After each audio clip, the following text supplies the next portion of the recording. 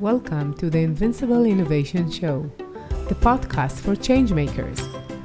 Each week, I talk to the most fascinating entrepreneurs and innovation leaders about innovation, strategy, and design. Hey everyone, so happy to see you. Today we're going to talk about your board impact on innovation success. I'm so happy to see you here in the Invincible Innovation Live show. I'm Mazor, Kario, Innovation and Value Creation Expert, and I'll be your host. And today with me, I have Jimmi Christiansen. Hi, Jimmi. How are you? Hi, Adi. How are you? I'm good. Thank you. So happy to see you here. Jimmi is an associate professor at AAU Business School from Denmark. So happy to see you here. Likewise. So, we had a talk before and we talked about what would be interesting, and the way you see innovation is so different from most people that I talk to, and it's going to be surely interesting. And we're live on LinkedIn, YouTube, and Facebook, and I like to invite you all to join the discussion and ask questions. We'll really be happy to answer them all. Okay, now we can start. Innovation is important. Would you argue that innovation is more important right now than ever? Well, of course, this is pouring water onto my own mill to say that it's more important now than ever. But think about it this way, that currently we're in a situation where we have a global crisis, pandemic crisis.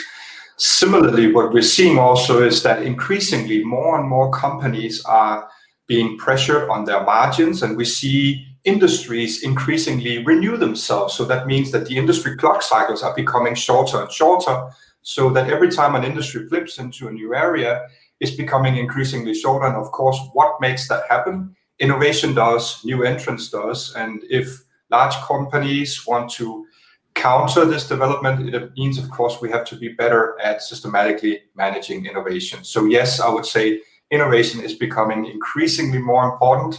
And that's simply because the way that industries move and the way new startups, they come into the picture. Yeah, and I think that you could say that right now, because everything is changing, there are so many open opportunities and possibilities for just to address the new needs that you have for your clients and new capabilities that you could offer them. So from the other side, it could help you in your business and to maintain your profits, I guess. Yes. Yeah. So why is it so difficult for corporates to manage both incremental and strategic innovation? So if you think about it in the sense that incremental innovation, a lot of corporates, they basically excel at it. So many of them, they have established systems. They know exactly what they're doing when they manage incremental innovation. Doesn't mean that it doesn't include risk, but it means that they have, risk management systems to handle that. They know how to optimize portfolios. They would probably have a gated process to manage it systematically. Now, if you go into more strategic areas, you are mimicking what happens in the startup world. So you are mimicking scenarios where you have to manage increasingly, the domain of uncertainty. You don't really know how your investments are going to land, just like a startup. Yeah. And that's very, very difficult for some corporates to handle because of some of the things we're going to talk about today, the governance structure, the ownership structure, because there are some short-term rewards that many companies have to meet. And I would say those are some of the structural issues. And the other thing is, the mindset that you apply. So if you apply an operational excellence mindset, typically super good for incremental innovation and established systems, and you want to apply a more entrepreneurial mindset, you get some frictions in your brain when you try to do that at the same time. Yeah. So companies excelling at both, that's something that we see that they are really, really working hard to do. And it's not something that's easy to do because it's two different mental models that you are applying if you want to be really good at both.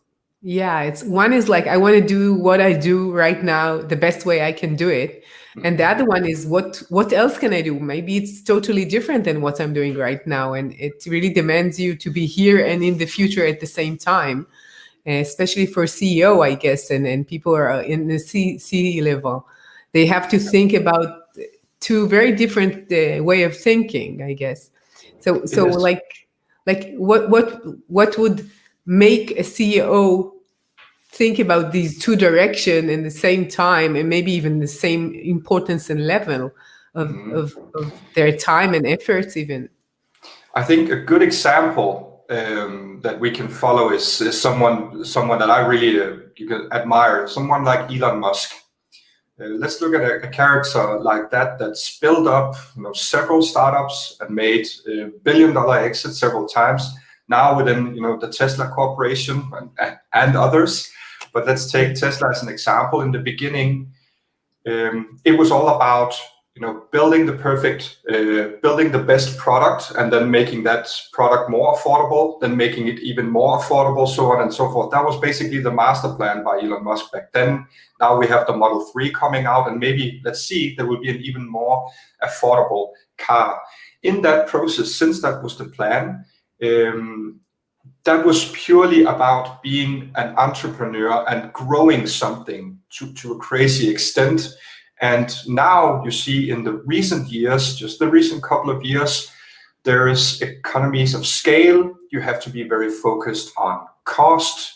I think there was a quote not so long ago saying that, our shareholders have these and these expectations, and it will be like, I don't know if I'm paraphrasing incorrectly, but it would be something like a crème brûlée under a sledgehammer or something. That is what will happen to our company when the shareholders punish us. So you see, that is the operational excellence mindset, being very wary of investor relations, whereas the other mindset to apply to scale something and make a big vision is a different one. So now you're seeing also within that person that there are conflicting interests that a manager has to balance. And that is when you come into the mature corporate world, then you have to struggle and balance with both.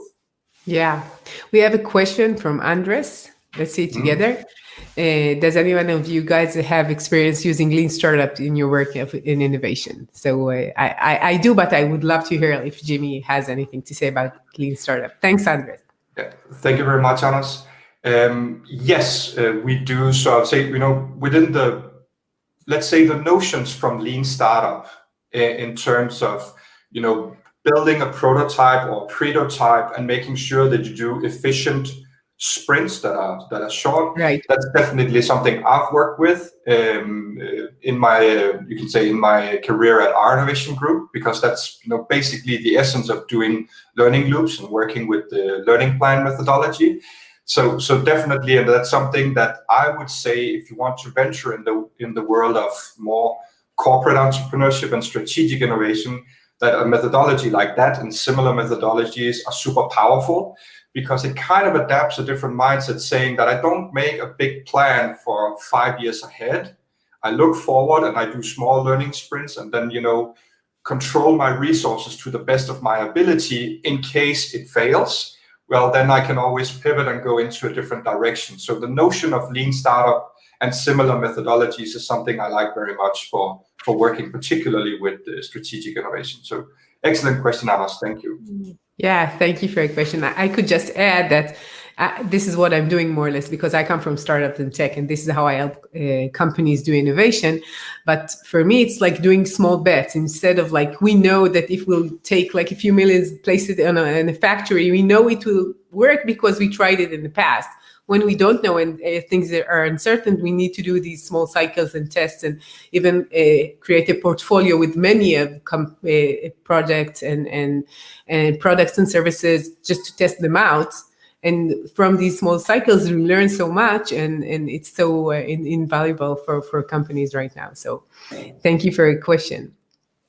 So why governance is so important for innovation? This is something that was new to me when we talked, so I think it's really important to think about it. Yeah, so if you think about the ownership structure of companies and how things are put together, it's typically in the sense that the ultimate stakeholders that you have to be careful about are the shareholders or stakeholders. And the shareholders, you can say, they are the ultimate voice of many, you can say, publicly owned companies where the majority stakes are out there, so to say, in the shareholders market. Then you have a board of directors who basically answer to the shareholders and are the shareholders' voice. And under that, then you have the C-suite, you have the CEO, who ultimately carries the responsibility of the progression of the company, and then you have the C-suite, and then you have everything below. Think about that. What is it that shareholders want? Shareholders, they typically want that you pay out dividends for them, or they want to see their stock increase. That's typically the for-profit mantra for many shareholders. Those are the two things you're looking into if you own shares. That also is reflected in the CEO incentive packages. Typically, CEOs in many large corporates, they have a fixed pay plus an incentive pay. The incentive pay varies a little bit, could be related to earnings per share or similar. So you would mimic something that is internal to the company, but also how the stock market is reacting. And that's a very sound way of doing it, because we know from research that the stock market and the intrinsic value of companies, so a company's ability to make money in the future, to generate cash flows, harmonizes over time. Of course, it means that there are crashes, there are bubbles, there are essences where some things are really overvalued, some stocks can be undervalued, but generally speaking, over time, those two things follow. So the intrinsic value of a company and the stock market price of a share over time aligns. Okay, so if we follow that in mind, that you have an incentive package in the C-suite that aligns with the shareholder, you can say incentives is a good thing to do, but at the same time, it means that you have a structure and a governance that secures and wants to secure profit and positive cash flow. It also means that when many large companies, they measure the value of new innovation projects and others, they want to do either an NPV, an ECV, or risk-adjusted NPV. That means they're trying to calculate the cash flows that this is going to give the company in the future and discount it for today so you can pick the best project. This logic is completely sound in the sense that it's in full alignment with the incentive package of the CEO, and it's also in alignment with the shareholders that they want to either, you can say, get dividends paid out, from the year's result, or they want to see the stock price go up. And we know that the stock price is related to the intrinsic value, right? Right. So you see here that this is a system that has been orchestrated over years of how do you run, you can say, a for-profit business that is profit-oriented. It's so nicely put together. The challenge here, I would say, Adi, is that you see every stakeholder in powerful positions of companies have the same incentive in mind, and it's the same incentive that is given to anyone in the company. That is, we need to be a profitable company. Now, governance, if you want to govern for also strategic innovation, and let's say you come up and say, well, we have to invest in some new fundamental science that could take 5 years, 7 years, 10 years, 15 years to materialize. Well, in the meantime, what are your shareholders going to say? Why aren't they seeing the profits they were supposed to see? Right. And I think so governing to control these two information streams is extremely important. Now, whether that's a dual governance system that a CEO has to manage, or you can somehow integrate it, there's a lot of debates as to which type of company can handle which type of mode. But you see, the governance is actually what triggers the behavior of many for-profit large companies. Because if you had a CEO coming in and saying, now we're not going to be so focused on profits anymore, well, we are, but just have a little patience, 5 years or so into the future. At the same time, we know that the average tenure for a CEO in large enterprises is 5 years. So that means the time when it will take for you to truly implement something very transformational and see the result of what you're doing. Maybe you're not sitting on your chair anymore. Yeah. That's how it looks like today. So the entire governance system and the cycle of CEOs, that just makes it so darn difficult to focus on strategic innovation. This is my point of view, because then we can run lean startup and all the other methodologies, but there's some structural things that we have to talk about. Yeah, that after I thought about it. Then I heard an interview with someone. He talked about Blockbuster. Everybody's giving this example, Blockbuster, Netflix, and he gave the details, exactly what happened from 2002 to 2010 when they closed. And he asked people before, what do you think they should do? And everybody said they should compete with the cloud. They could take all the content and they put it in the cloud. They could be more flexible with the way they handle it. And, like, they had great ideas. And then he showed them that they've done everything. And what happened, that the stock price went down, and then somebody purchased lots of stocks, and he was the main shareholder. And after a few years, he got upset, and he came to the manager, to the CEO, and he told him, for so long we don't see profit as I want it to be, so you're not getting your bonus. And then he left.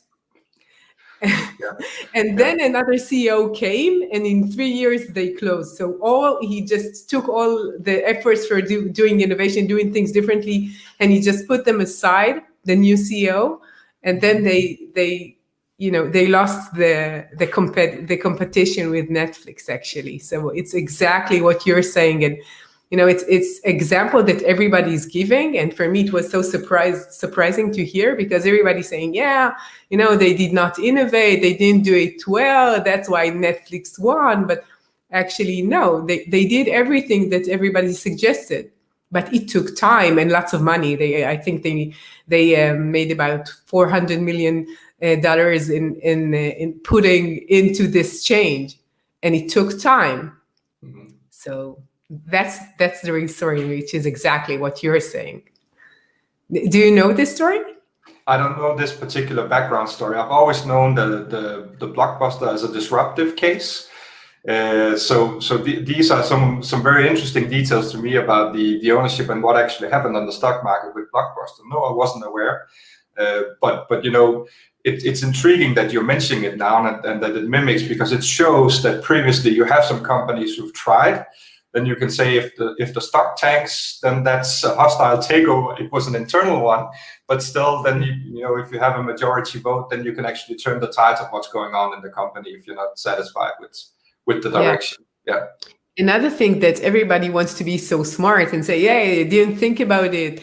The management was not good enough. The CEO was not good enough, but actually he was very successful CEO before he was in Blockbuster, even afterwards. So it's not that he didn't do what needs to be done, but it was not. He was not maybe too successful with the shareholders and stakeholders in that case, but not more than that. So it's really interesting to think about it. So how is managing board impacting innovation, and what about other stakeholders other than that they expect to have profit? How do the way they are built impacting the company? Yeah, so of course, the managing board, typically, their role is to secure the future of the company and that the company is prosperous. Now, in translated terms, of course, it means that you have to ensure a profitable company that's also renewing itself.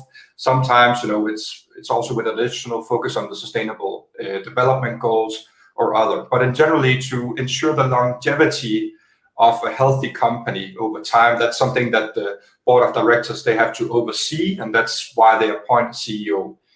Now, it depends a little bit, I would say. Let's look at the shareholder voice. Like the shareholder voice, what I said, typically, classically, it's about getting dividends, or it's about seeing your stock price increase over time. That makes a lot of sense. That's translated over to profits and the company's ability to turn positive cash flows. So that also means that oftentimes you would have profiles in a board that you will have definitely some strong financial profiles, and that typically would also be coupled with some stronger technical profiles to make sure that there's a healthy portfolio and we are investing in the right technology, so on and so forth. What I think we have to be very pay a lot of attention to is that a board on behalf of the shareholders that accepts longer time horizons. If we can see we have the cash that it takes to be less profitable for a year or two, if we have a bigger plan with that, is that a board that's willing to tolerate that? Do we have the visionary people in the board that can see a little bit beyond the profits of the next quarter and the delivery? Is it some people who have the character and also maybe the power in the industry that says even though something is going against them, that they're not caving. Because of course, if you have a very visionary board that wants to focus long term, it means ceteris paribus that short term you will see profits probably dipping a little bit because you're investing in your top line, right? So you also need board members who are able to push back and argue to the shareholders, why are we doing this and why will this give you more value in the future if you only have a little patience. I had a discussion with some senior executives a couple of weeks back that one of them, he put it very, very nicely. He said, remember, whatever caused the success today is a strategic innovation that we had 20 years ago, and we're just, operating efficiently on that particular innovation 20 years ago. Yeah. So if companies are continuously tightening the budgets, how will they make room for making the next strategic or transformational innovation that will help them renew and secure their position in the industry? Yeah. Some companies, they seem to forget that. Some companies, they seem to remember that, wow, it was really what we did 20 years ago that is the reason for where the company is today. So I would say visionary people in the board that have power to argue and push back to shareholders. And then of course there's the ownership structure of the shareholders, vary from company to company. And these board members, most of them had done lots of business and money from the current way of maybe from the same industry, maybe from the same domain. They know what's going right now in the business, but not all of them know how fast it's changing and what could it be in the future. So what you're saying about visionary is maybe not only how old they are, what's their experience, it's the way they see business. Not only right now we're making more money, in 2 quarters we'll make much more money, and so forth. It's like planting a tree that will give you fruits in 10, 15 years from now. And it's hard, I think, to have these people in general. So most people are excelling in what they know right now, and they're making lots of money right now from it. So they don't think I need to do things differently, and doing things differently is with uncertainty and it's hard. So I would say I'm not. So I think let me put my argument in a different context. I would say probably for many of these large corporates, you have in the board members very, very intelligent people, very successful people that have demonstrated that success consistently over time, and probably many of these people are also the right visionary people, but there's nothing that can take vision out of people like money.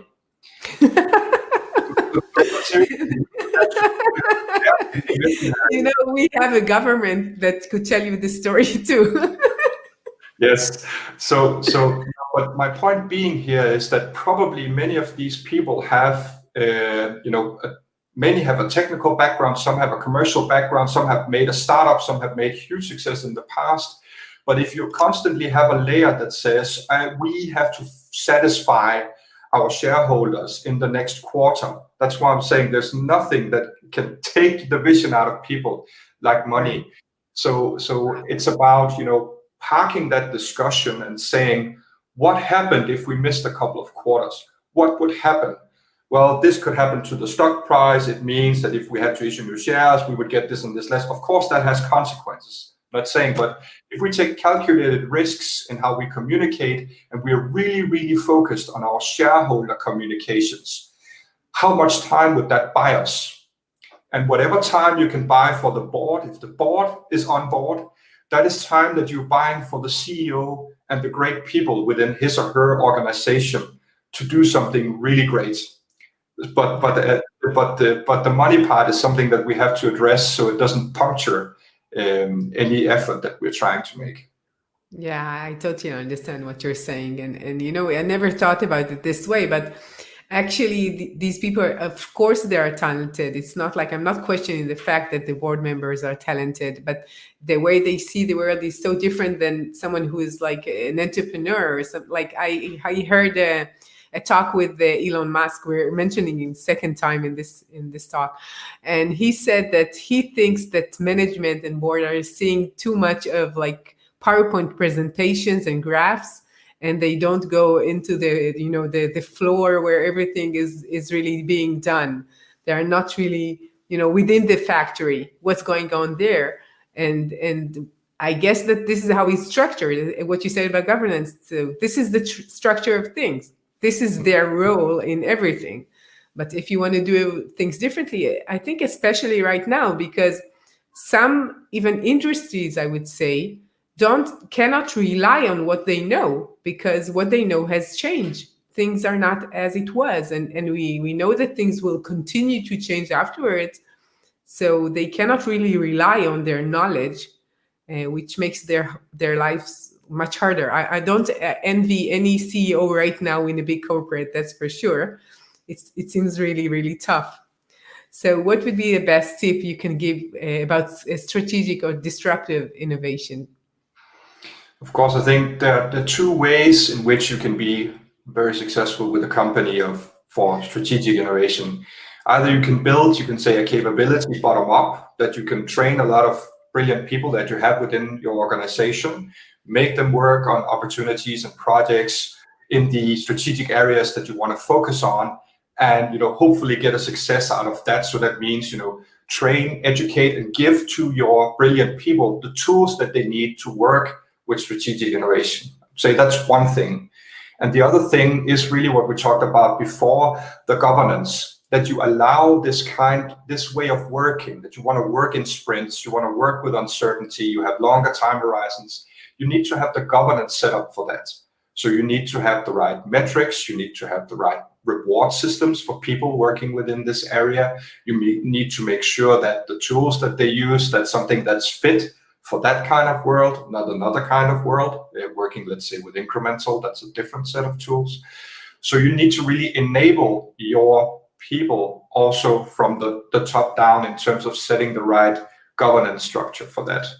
Now, that of course, and the extra layer for this is what we discussed before, the board level and also the very top level, that they can tolerate that we're not talking shorter term for profit, especially for these types of opportunities. It's fine that we're still running some incremental opportunities that are exactly focused on, when can you turn a profit? What is your time to market? What is the cash flow? That's completely natural, because this is what keeps our daily business running. But to see and to open your mind to having a different governance setup and different metrics for the more strategic innovation, if you really want to focus long term. And that's something that you can do simultaneously, but you really need to activate the entire brain of yours, and you need to make sure that you calibrate also with your board, and your board needs to calibrate with your shareholders to make sure you have the communication about why is it we are doing like we are, and we can probably expect you can say a share dump in the next couple of dump is not the right word, a share dip in the next couple of quarters, maybe the next year, but that is because we're making investments in X, Y, Z. So I think communications on the top level and making sure you have the right governance structure, that is probably the best tip I could give to any CEO that wants to work with this. Yeah, I think that what you're saying, like top down and bottom up, what I always saw is the bottom up part, because I come from, from design, from implementing, from creating the change, and then creating something and then having a profit. But what you're saying, the top down really makes sense, because you cannot really do it if you're not incentivizing your people this way, or even the CEO this way. So it will not work. So how could companies update their structure toward innovation? So what exactly do they need to do? Mm-hmm. So I would say most for-profit companies, large conglomerates, they have good structures and systems for incremental innovation, for R&D in general. What they have to think about is ask themselves the questions, rather than me answering especially a one-size-fits-all model, Adi, because I'm not going to do that, because that's not very prudent. Then I would probably say in the same in this way: if we were to be successful with truly strategic innovation and focusing on the future, what do we need to do in terms of providing tools for our employees, to making sure that there is career tracks within this domain, to make sure that when they go into a portfolio meeting, that they are met with the right questions and fair questions about how far have you made it, what have you learned, what are the avenues you're in, not the question, when are you going to make money on this, when are you going to make money on this. That was a little humor, but I think you get the point here. Sure.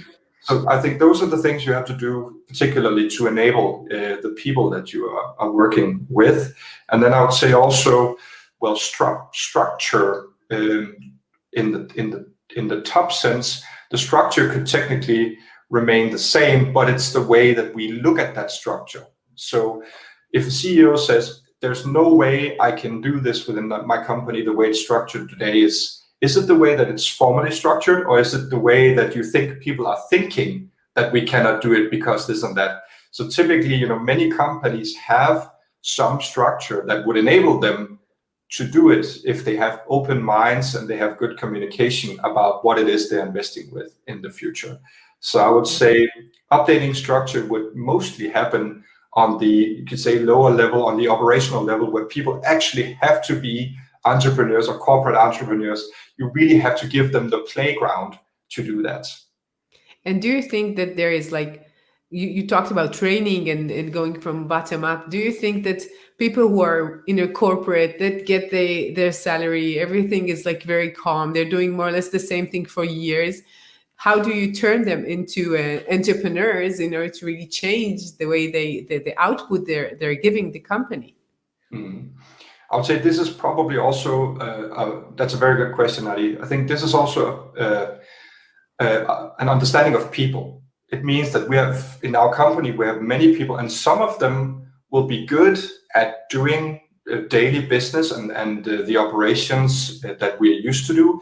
And some people could be the right profiles for more corporate entrepreneurship working with strategic innovation. So it's probably not for everyone, but then of course it's also up to managers and HR to help identify the people that would like to work with this kind of entrepreneurial mindset, that would be fit and be good for that. And I can imagine in many companies, you probably have an idea who some of these people are already, based on the meetings. The one who always comes up with some crazy ideas for something. Okay, that could be a person that works on the very front end of this kind of transformational innovation, so on and so forth. So I think it's probably not for everyone. So you also have to be realistic about what kinds of people do we have in our organization that want to work with this, and also be open to, well, then it means probably we have to hire a little bit extra people from the outside that fits the criteria, what we would like to see, and that way of working that we think would be good for our company if we really want to focus on the future. Yeah, I totally agree. I think it's all connected to people and the way they see. And sometimes you know who are these people that want to do things different, and they have some kind of we could do that, we can do that. And sometimes I think they're underestimated in some companies because they're interfering, because they have all these like thoughts that might not be exactly what other people think right now, and you could just utilize them in order to do things better. So I really think it's a good idea. That's one thing actually that when we talked about structure and governance, also that struck me, is that oftentimes when you start a project in companies, you would identify some people or a person that would be head of that, and a team of people. And then you would be naturally expecting that those people would follow the project all the way through. So all the way from getting the first idea, basing to scaling and commercializing, where you think, if you look at startups, many founders, they say once they have to scale and really turn things up, that once they start the journey, that's okay. But once it turns into more operational, they don't want it anymore because it doesn't fit with the way they think. So I think another thing is to say, does a project or an opportunity always have to follow the same person? Can we switch teams, for the benefit of that idea going further on? Because it also means if we have these people who are very creative, wants to work on multiple ideas at the same time, but maybe are not as strong on execution and scaling and operations as others, why is it that person has to follow everything all the way through? is that something we can work with in our organizational company to kind of talk into, well, you can still have a success if someone takes over your baby project, and vice versa. You can take over a baby project from someone else and still be successful.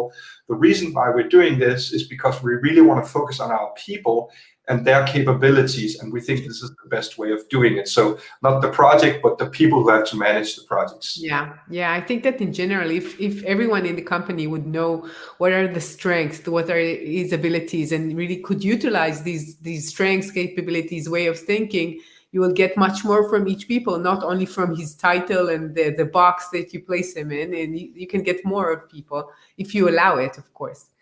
So what's the most surprising thing you learned about innovation after all these years of experience?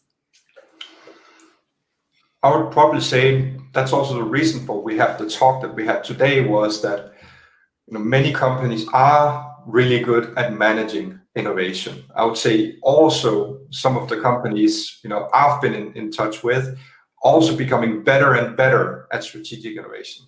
One thing that really surprised me, I have to say, is the way that we talk governance and how companies are structured, and how the for-profit ownership and stakeholder ownership really trickles down into the way you control and have meetings and want to measure on things in the organization, that it's really, really strong. So, you've seen something probably coming, from the scientific management era, where we have to optimize on our production, and, resources were finite. We just have to squeeze as much as we can out of people and out of our machines, into having a more modern way of looking at problems of sustainable development goals and recycling within many industries, but where the system has not seemed to change a lot in order to enable it. The system is very focused still on reminiscence of scientific management and others. It's so damn well oiled and well orchestrated in the way that for-profit system is structured. I think that's something that we need to have a conversation about, and we really need to discuss how can we work with that to our benefit if we want to be, if we're really serious about a sustainable future, which I think probably in any industry you can see there is profit in that. We just have to figure out how to do it. Yeah. It takes a little time. How can we make the system work for us, our own governance system, so it doesn't become a hindrance, but rather an enabler to meet those goals?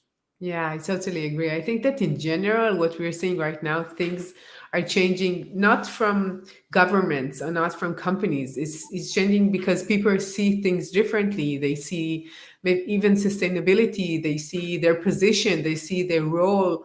So everything is changing a bit. And then I think it could give you a push to a direction that is a bit different, because when you know everything and it's very like, yeah, this is what we're doing in 2 years, this is what we're doing, and you're going to a certain path that you're sure about, there is no lots of holes that you could change from or grow differently from, because it's very structured. When things are a bit more fluent, I would say you have more possibility to see things differently and change. And I really hope that other than all the bad things that has happened from COVID, we'll see difference in that too. So how we're almost done. It's been like in a flash. It passed so fast as always. So where could people hear from you and contact you if they have any question and want to work with you? I think probably the easiest one point of contact would be to go into jimminormann.com without any space. So just jimminormann.com. There are all my contact information. Also, you can also reach out through me through LinkedIn, and then I'll be very, very happy to have a conversation with you about this topic or anything related to innovation technically. Yeah. So I want to thank you again and wish you happy holidays, because we're almost in Christmas right now. And I wish we were going to have a much better year next year from what we had till now. Everybody is listening, and Jimmy too. So thank you. And to all of you change makers out there, thank you for joining me. I'll be here next week. You're much invited to meet me in the next episode or in invincibleinnovation.com. Have a great year. Bye-bye.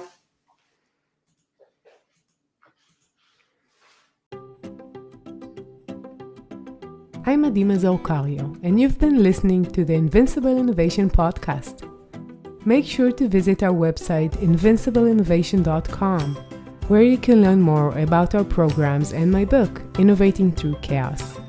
I'll be waiting for you next week in our next episode. Thank you for listening.